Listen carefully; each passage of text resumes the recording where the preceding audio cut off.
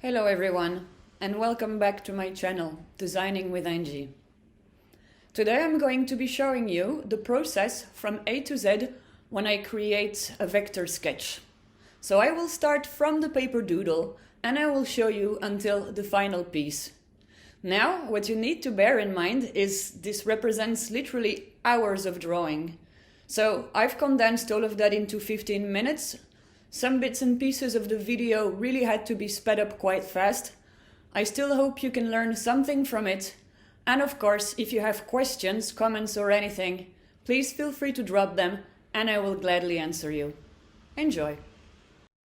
So today I'm going to be exploring with you how I created my latest piece of art. What I want to teach you today, what I want to show you is that working in Adobe Illustrator, you sometimes have to get really creative on how you want to do something and how you're actually going to get there. Here I've already set out my document, created some layers, imported some documentation on the feel I want to create with this piece. I have a very, very rough small sketch that I made in 5 minutes that I imported also. And as you can see, the idea now is to create at first the bigger details of my work, what's going to really create a context.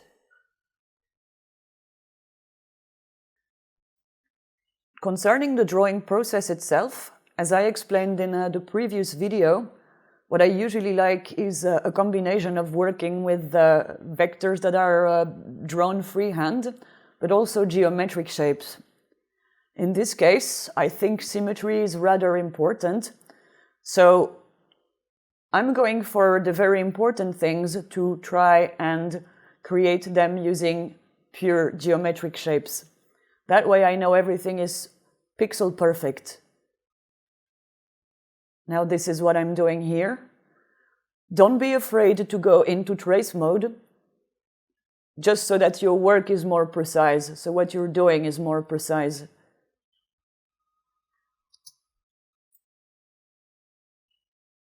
What I often do also is I combine the use of symmetry together with the fact of just drawing with pure geometric shapes. That way I'm certain that everything is going to be corresponding on both sides, up to the nearest pixel.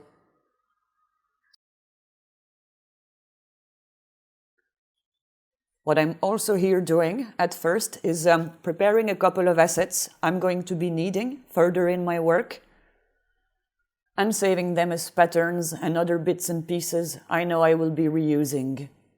So all my work is already chopped when I get to it. As you can notice, I often use my scene in Adobe Illustrator as a place to stash bits and pieces, so I can easily come back to them later if needed or remodify something easily. I also strongly suggest you do the same. Here I've just imported an asset and I'm creating some layers to make sure everything is nicely structured and clean.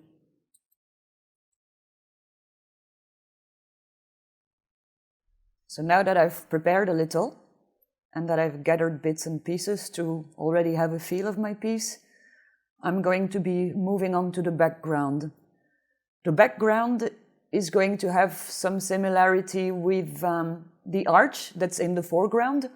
So what you see me doing here is simply use an offset path to create the delimitation of that background. The reason I'm using the offset path is, again, precision. It's a really awesome tool to make an outline of something at a little distance and still remain with the exact same shape you had in the beginning.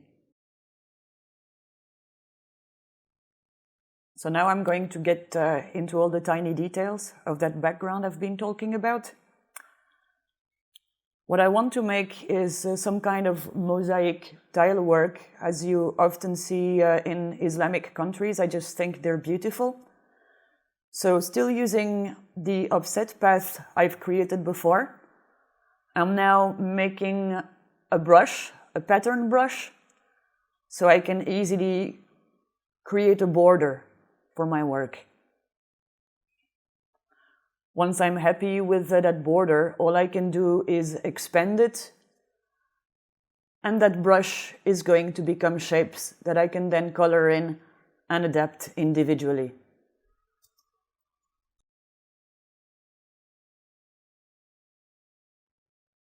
To create the beautiful background tile effect, I'm also going to come back to the pattern I created a little earlier on.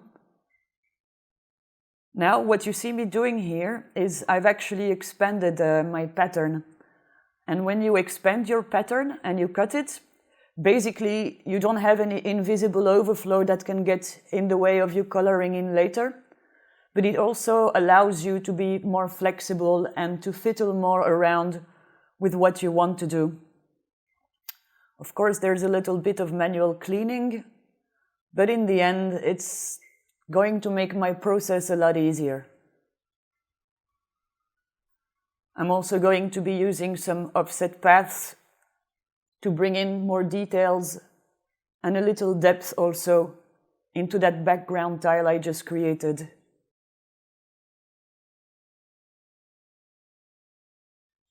Now I'm going to be creating the faucet. That's also a detail of the work. I've been hesitating between a lion head fountain or a beautiful faucet, but I think in this case it's culturally more precise, the idea of the faucet, so I'm going to go along with it. Again, from what you see, I'm mostly working together with geometric shapes just to make sure everything is pixel perfect and nicely aligned. It makes it a lot easier.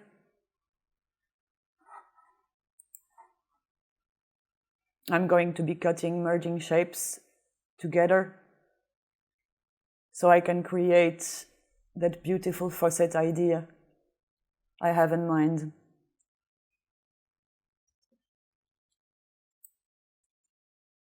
As you can also see, for now I'm keeping it nicely simple. Nothing too fancy, no color or anything, just pure outlines. The details will come in a little bit later on in the process. What I want to do right now is really create all my bits and pieces so they can nicely come together on my illustration board.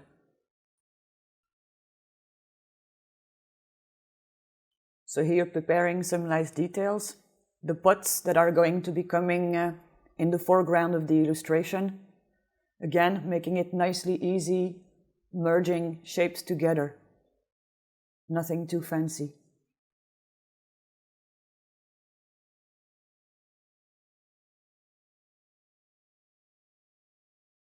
So now that the general outline of the artwork is ready, my next step is going to be fiddling in with color. As I'm going to do that, I'm also going to make sure that all the layers on which I am not working will be locked to avoid making anything silly unwillingly. And what I like doing when I try with colors, of course colors take time, they're never definitive right away, is I like to make little patches of colors I will keep to the side of my canvas. And this will especially become helpful if at one point I feel a gradient is needed to add a little bit of depth to the piece of work.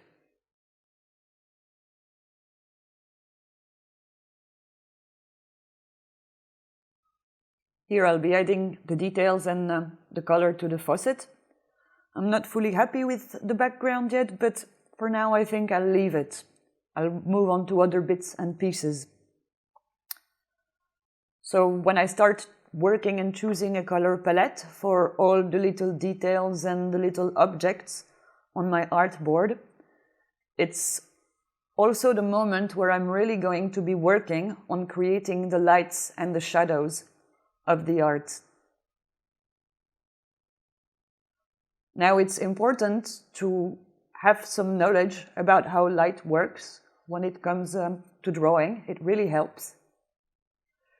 But there's also a good deal of trial and error, so you can see for yourself what really works and what doesn't.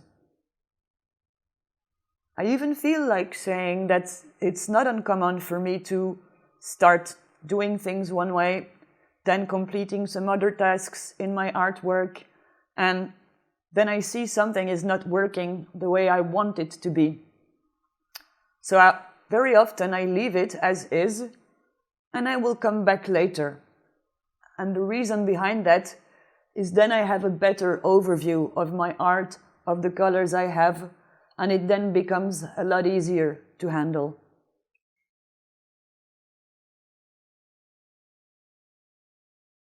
So now I'll be fine-tuning some colors of some elements I already have on the artboard.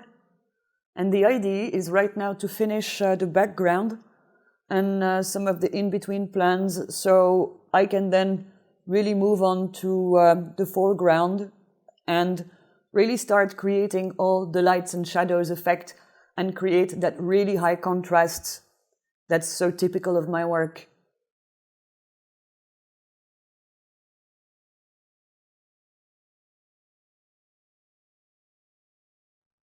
To create my lights and shadows, what you'll often see me do is simply duplicate the object.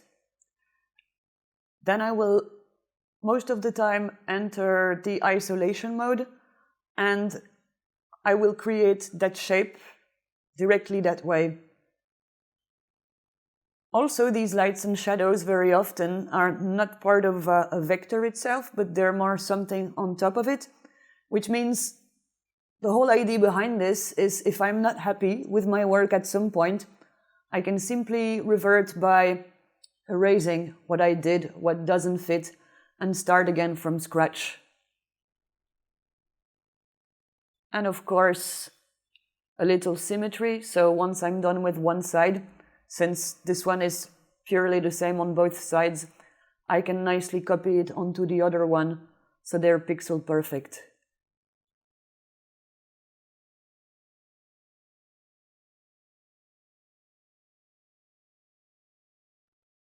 The rest is more or less now okay, so I'm going to create the high contrast foreground and add a little light effect.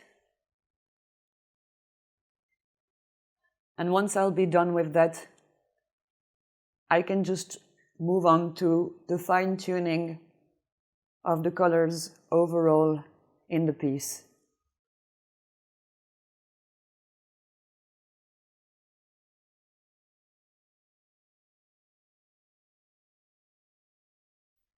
Okay, now that I more or less know what my artwork is going to look like, it's time to also add the tiny details in front of the image on my foreground, the pots I created earlier on in the process. So they will be part of the foreground, and I will be adding the same lights and shadows as the rest of that foreground layer.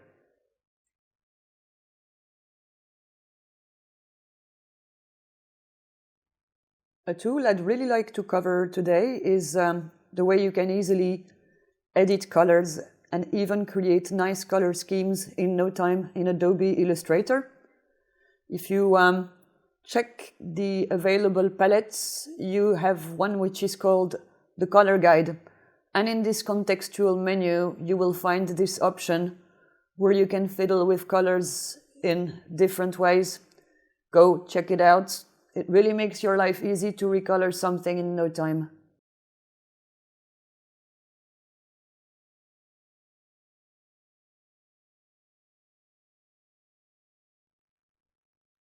Everything is more or less done now. So, yeah, maybe I want to add a couple of really small extra things to bring in a little more depth to the artwork. So here I'm creating some steam. Place it on the background, of course, so it nicely fits in with all the different plans.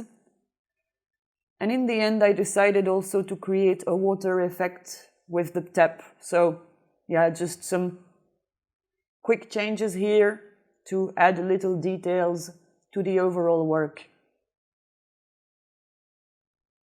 And when everything is done, of course, like I showed you in the first video. I always make sure I'm using the right color profile. Here this is digital art, so of course I will want to make it RGB. Make sure my raster settings are okay. Then I'm good to go.